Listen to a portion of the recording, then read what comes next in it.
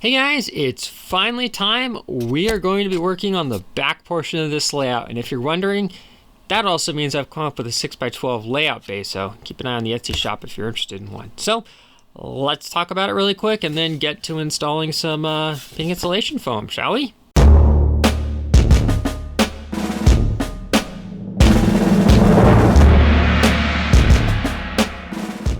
So what I've done here, obviously, is I've pre-cut and pre-glued in the wood that helps hold everything in place. I will say there's a little bit of a gap here at the top, which isn't ideal, but it's not the end of the world. If I really need to, I can always come along and kind of shim it up with a little bit of scrap wood and fill in the gap with a little bit of scenery material if that becomes an issue. Alternatively, I have not 100% decided if this is going to become permanently attached to the layout or not.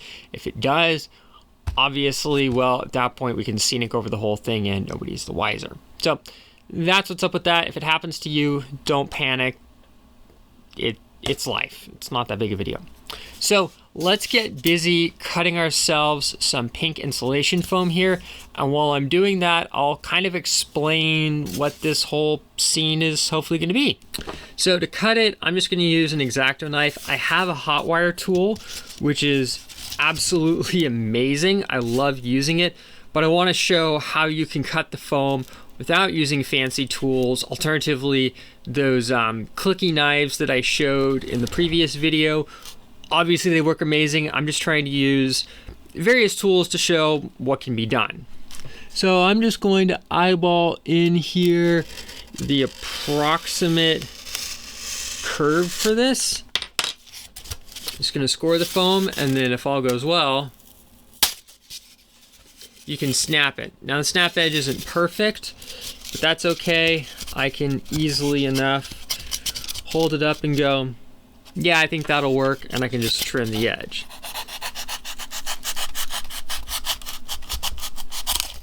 Remember, children, always cut towards yourself. Don't do what Calvin does on camera sometimes.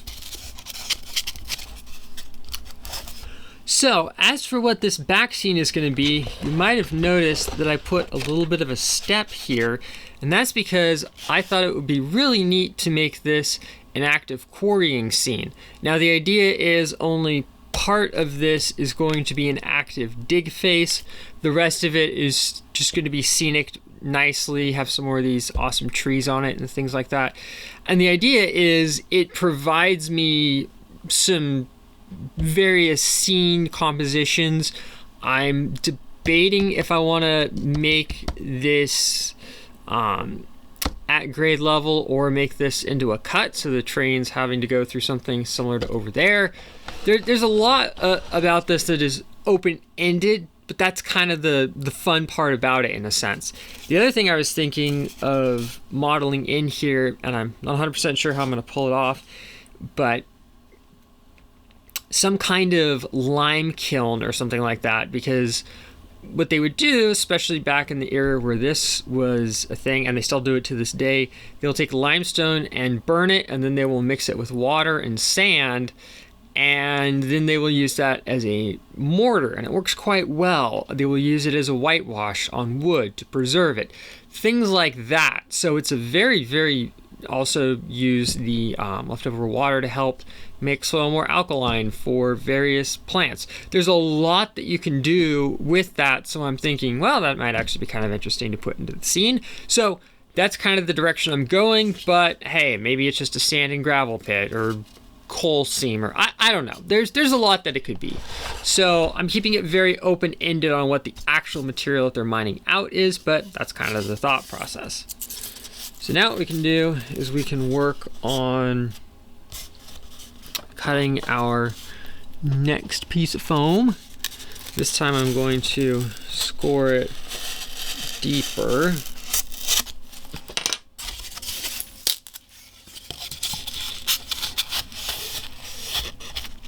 And as before, I'm not panicking if the cuts don't line up perfectly or things like that.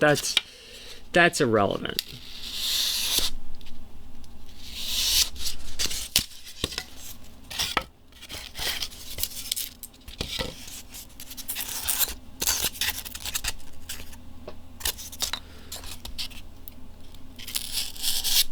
Obviously, we're going to be coming over this with the ground goop like we did on the other side.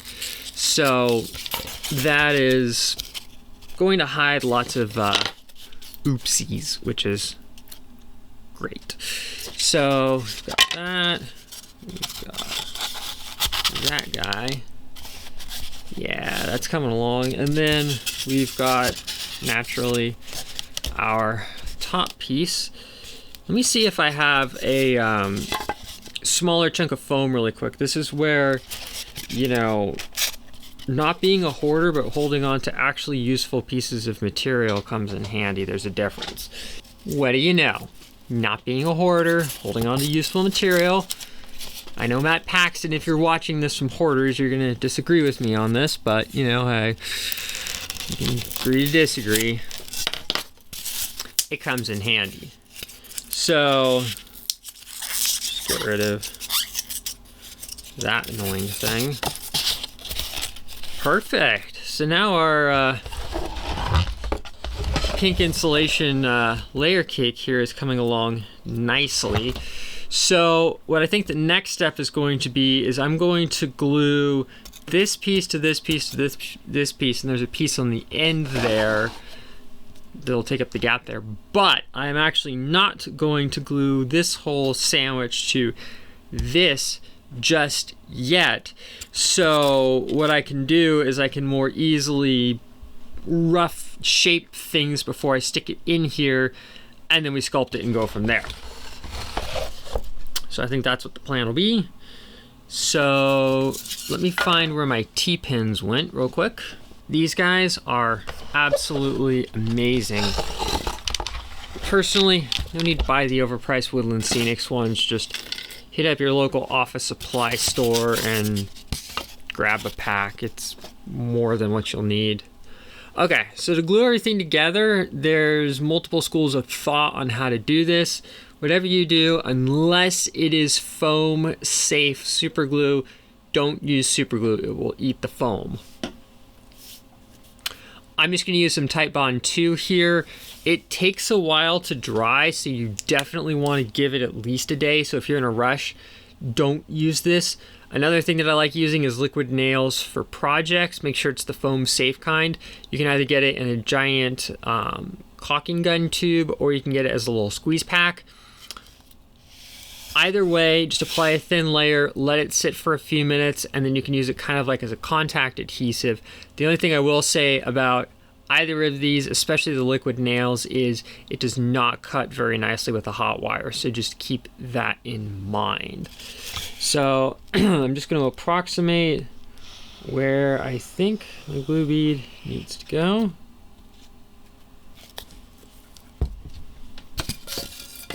I'm going to take this guy and just set it on top. That looks pretty good. Now here's where the T-pins come in handy, so I can pin this guy down in a couple of spots, and then like that. And then we'll just put one in on the top. I'm not going to worry too much about that groove in there. I think that's from at the factory when they make the foam, so you can more easily snap it to size, which is actually quite convenient, especially when you're trying to fit a 4x8 sheet in your 96 Civic and two-door, and well, yeah, it could be a pain. Cool. So I'm going to let this foam layer cake sit here. I still haven't decided if I want to do anything over here yet, and if I do, it's just going to be one piece of foam high, so I'm not going to worry about that. I'll just let this sit for literally a day. I'm not even joking, at least a day to dry, and then we can come on back and work on, you know, like I said, roughing the foam into shape, maybe bust out the hot wire tool to show just how awesome that thing is, and go from there. Okay, so it's been a couple of days. Life got a little bit crazy, but the glue's had more than enough time to dry on here. For cutting it, I'm going to be using primarily my Woodland Scenics hot wire tool just to show various methods of doing things. And then when we get done, instead of just going straight to ground goop, I think I'm actually going to also use some plaster cloth that I got for free over at the Hazardous Waste Reuse Program where my parents are at, just to show various methods of doing things. I figure there's no one-size-fits-all solution to this, but showing various methods isn't necessarily a bad thing. So let me keep the T-pins in that are holding this in place. Just want to make sure I'm not going to cut into any of them. I will also say if you're going to use a hot wire tool, I highly recommend doing it in a well-ventilated area and or wear a respirator. I'm in a decently ventilated area. I have the exhaust system temporarily turned off for my resin printer, but definitely you want to protect your lungs when working with this because it does make a little bit of smoke and it kind of smells bad. But because I'm going to be talking, that's the only reason why I'm not wearing a respirator. Now, the thing I definitely will say is you want to go slow when using this, partly just because that's the nature of the hot wire tool, and because we're going to be cutting through any glue that got used, especially the yellow Titebond. That doesn't really like being cut with hot wire, so you don't want to break the wire. I've just roughed that in. I'm going to do the same on the top.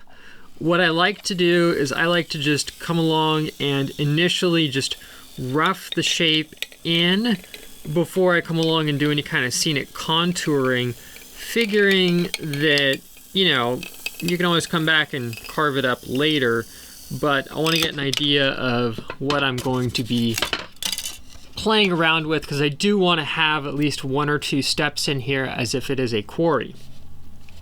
So, as you can tell, we got this roughed in for the top, and I'm going to roughen the side here. I'm just going to kind of hold the tool at an angle. There we go. Pull that out. And we'll carve that out. So you can see very quickly that we're already starting to get some contours in here. I'm going to come back along here and, as before, just carefully work it through the glue. There we go.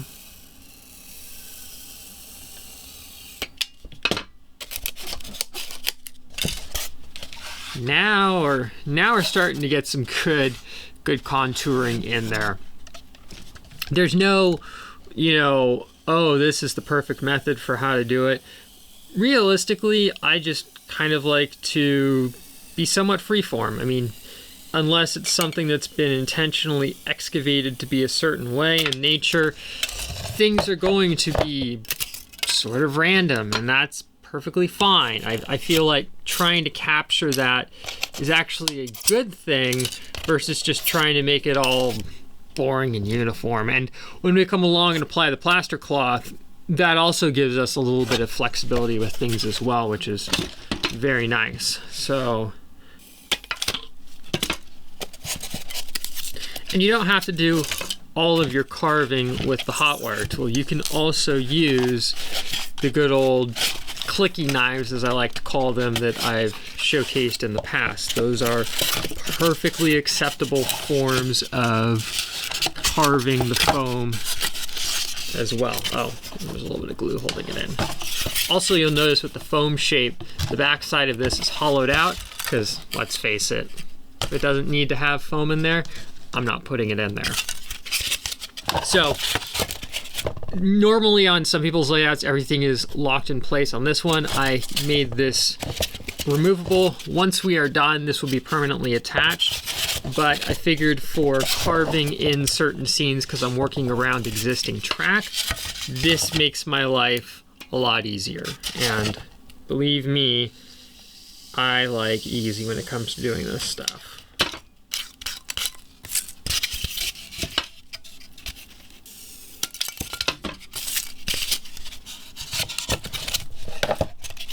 There we go. Now we're starting to Now we're starting to get somewhere. I think I'm going to... The original plan was I was going to kind of make this more stair step, and I guess I could actually kind of carve a ledge into there, but I'm thinking I'm just going to kind of make it more just like a evenly sloped face, and then I can always kind of bevel out a portion like that's being dug. I think that's what I'm going to do.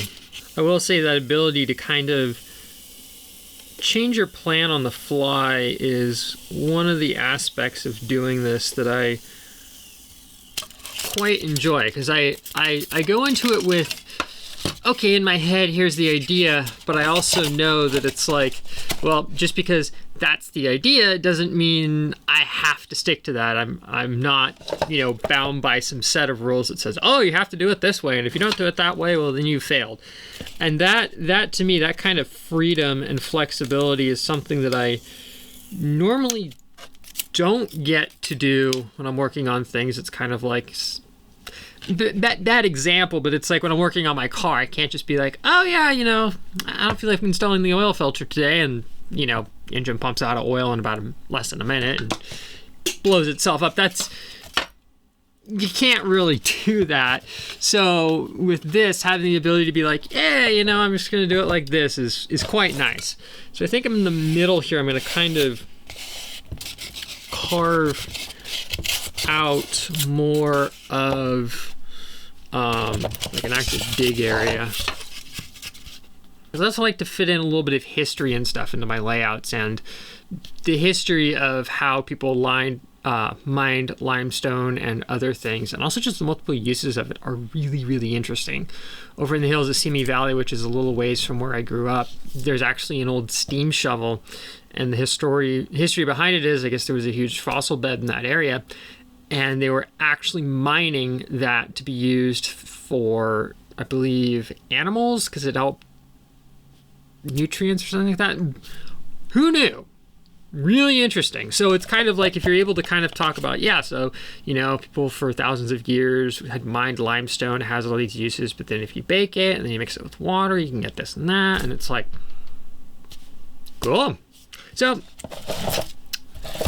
back on topic, kind of have our little active dig area, which is cool because then we can have this be more scenic, and then we can have this with our, thinking maybe we'll use like this fine light gray ballast in here to kind of simulate the rock being mined out and stuff. I think we'll do that. The other thing that's nice about using the hot wire tool is you get all these foam scraps. You don't have to deal with foam dust and all that nonsense and don't like. So let me go and grab my glue, but I'm content with this as it is. So I think we can come along and, you know what, let me just trim up this edge a little bit more before I rush ahead and glue things in.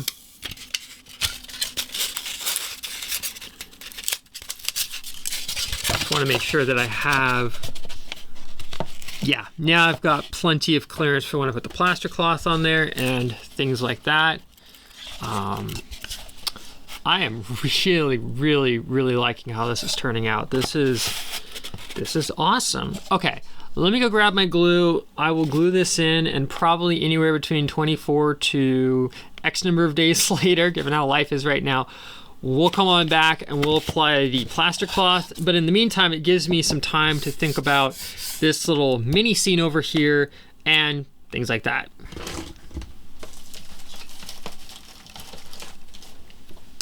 So one thing that I was thinking about is I have these really cool cranes that I'm 3D printing that will be offered in the Etsy shop, and I was thinking it'd actually be really cool to have the crane in the scene, but the thing is, the crane needs some clearance. So the original idea was I was going to mount the crane like somewhere up on the hill here, and I could do that, but yeah, I could do that actually. This is the real-time thought process in action. I promise that was not a scripted scene. If in doubt, use your fingers to dig it out. So, I might need to build a little bit of a retaining wall in that scene, which is totally fine. Kind of adds to it, but there, now they can, yeah. You know what? Let me just carve this guy back a little bit more. Yeah, could easily just build a tiny little retaining wall right there. That is gonna look, seriously, let me put that in there. That is going to look so cool. Okay, so now I'm going to officially go and get the glue and officially glue this in here, but that is one of the things that I love about working with foam, is the fact that you have that kind of flexibility where you can quickly go, hey, I want to fit the crane in there and hack a scene in, literally. So that is one of the things that I do like about working with it. Now, I would say for a very large layout, I don't necessarily think foam is a very cost-effective option, but for portable setups like this, you can't beat it. Now, I know there's some people who probably would laser cut wood or cardboard forms and then either lay plaster cloth or like heavy-duty paper towels and plaster, which is another option, but the other advantage of foam is you can stick things into it easily with pins. So there's no ideal building material for your model layout, but foam is pretty legit.